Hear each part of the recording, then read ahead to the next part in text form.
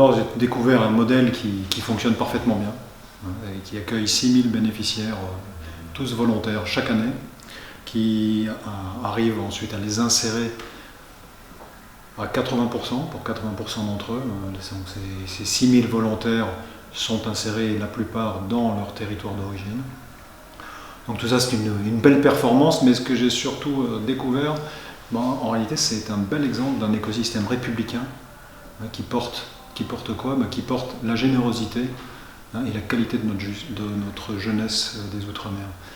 J'ai eu la chance d'aller en visiter deux. En septembre dernier, je suis allé à Mayotte et à La Réunion, et c'est ça qui m'a frappé. Voilà. C'est cette générosité que je retrouvais, que je connaissais un peu déjà lorsque je servais dans les forces, parce que je suis issu de l'armée des terres. Et bien voilà, cette jeunesse, quand on s'en occupe, quand on la considère, quand on se tourne vers elle, elle est là, elle est présente. Et ça, c'est extrêmement plaisant. Et finalement, au-delà des chiffres de performance, c'est ça que je retiens.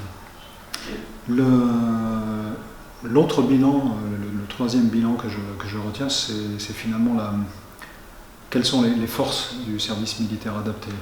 Et le cadre il est extrêmement simple, il se résume en 3 dimensions. C'est d'abord l'environnement militaire, qui nous donne des atouts pour déployer la pédagogie militaire, la pédagogie classique des militaires, qui est liée en réalité à nos engagements en opération, et qui nous oblige à être toujours tournés auprès et au cœur de chacun de nos femmes et hommes. Voilà. Et ça, décliné au sein du SMA, eh bien ça offre le cadre propice, ça offre le terreau propice pour le déploiement de notre pédagogie. La vie en internat, mais dans un internat, dans une emprise militaire, avec les règles de discipline, avec l'exigence, avec l'horaire, la tenue, l'esprit d'équipe, le goût de l'effort individuel, l'effort collectif, le dépassement de soi. Voilà. Et tout ça, c'est donc l'environnement militaire est vraiment, je pense, une des forces du SMA. Et c'est quelque part son ADN, c'est ce pourquoi les armées mettent à la disposition du ministère des Outre-mer chaque année 1200 cadres, 1200 de leurs cadres, hein, pour prendre en compte, pour s'occuper de la jeunesse dans les Outre-mer. Ça, c'était le premier point. Le deuxième volet, c'est, comme vous l'avez noté, dans le service militaire adapté, il y a l'adjectif adapté. Et ça, c'est notre ADN. Et depuis bientôt 60 ans que le SMA existe, en réalité, le SMA n'a fait qu'évoluer. Évoluer pour répondre aux enjeux de chaque territoire. Ils sont tous spécifiques. Et nous continuons encore. Là, dernièrement, j'ai discuté avec des entrepreneurs en Guyane qui nous exprimaient le besoin d'un nouveau métier, création d'une nouvelle filière. Voilà, eh bien, nous allons nous adapter, là encore, pour la monter, hein, dans une espèce de filière de niche. Voilà. Et voilà. Deuxième dimension très spécifique et force du SMA, c'est sa capacité à s'adapter, à se réinventer sans cesse, mais en conservant son ADN profond, qui est la facette militaire. Et enfin, la troisième force du SMA, c'est aussi ses nombreux partenaires, nos 600 partenaires publics et privés, que ce soit les entreprises, les associations, les différents services publics. Voilà.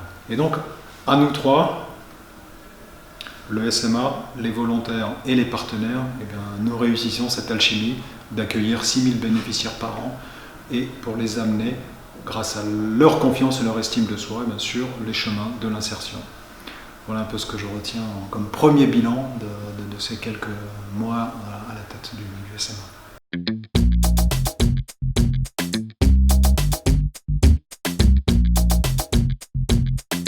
Moi, j'en ai une seule de priorité.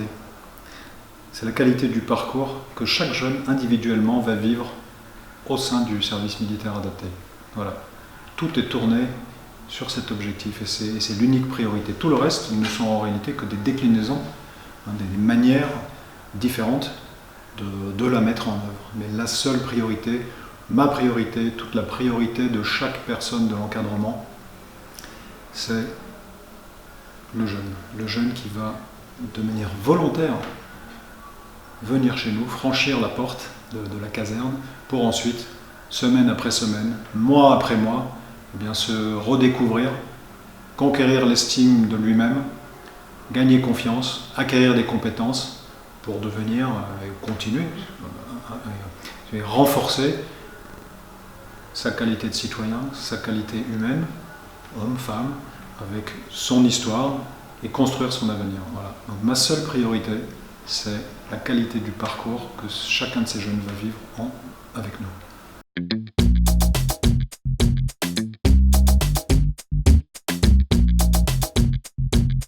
Alors les moyens, ce sont les 1200 cadres dont je parlais. On a environ 220 millions d'euros de budget de fonds annuel par an. Donc ça, c'est les moyens, mais c'est surtout le style, la manière et l'état d'esprit du SMA. Et ça, c'est porté par un projet qui s'appelle le SMA pour 2025, SMA 2025, et qui a pour but donc, la qualité du parcours de chaque jeune volontaire. Voilà. Ça passe par 4 axes. Le premier, c'est comprendre quel est ce jeune, quels sont ses atouts, quelles sont ses vulnérabilités, quels sont ses handicaps, quels sont les freins à son insertion. Donc, il s'agit de comprendre pour ensuite l'accompagner. L'accompagnement va passer par une phase de conseil, d'orientation et aussi d'analyse globale avec un champ médical, psychologique, social, linguistique, voilà. Chacun ayant ses spécificités pour être capable, avec les cadres de contact, mais aussi tous les experts qui gravitent autour du SMA, eh bien, d'établir un dialogue et une discussion avec chaque individu, voilà, dans la confidentialité de ces thématiques particulières, de ces attentes particulières, pour bâtir cette estime de soi, rebâtir cette confiance en soi qui est le socle indispensable sans lequel on ne peut pas progresser. On ne peut pas se construire soi-même. Voilà. C'est ça le cœur du projet SMA 2025. Les nouveautés que ce projet apporte, c'est bien donc cet espace d'accompagnement médico-psychosocial et linguistique, mais c'est aussi comment vous dire, aujourd'hui on est au XXIe siècle et c'est, vous le savez bien, c'est l'ère du numérique. Donc comment évoluer dans cet univers où tout le monde utilise un téléphone, les ordinateurs sont des choses fréquentes, les enregistrements se font en ligne, l'administration aujourd'hui, tout ça s'opère en ligne. Donc comment aujourd'hui peut-on se sentir comme un poisson dans l'eau dans cet univers numérique? Voilà, c'est de la pédagogie, c'est de l'outillage, c'est de la culture et c'est aussi de l'apprentissage. Comment peut-on apprendre, peut-on transmettre un savoir en intégrant ces nouvelles technologies du numérique, mais qui bien sûr exploitent les ressorts humains qui eux sont de tout temps. Voilà.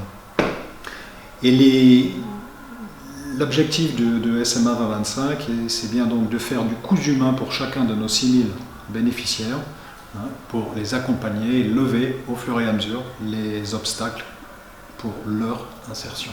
Insertion sociale, insertion humaine, insertion professionnelle. Voilà. L'idée, le projet, c'est tous ensemble de se sentir collectivement fédérés, portés, et d'avoir envie de vivre comme Français des Outre-mer. Ouais. Voilà. Merci beaucoup. Je vous en prie.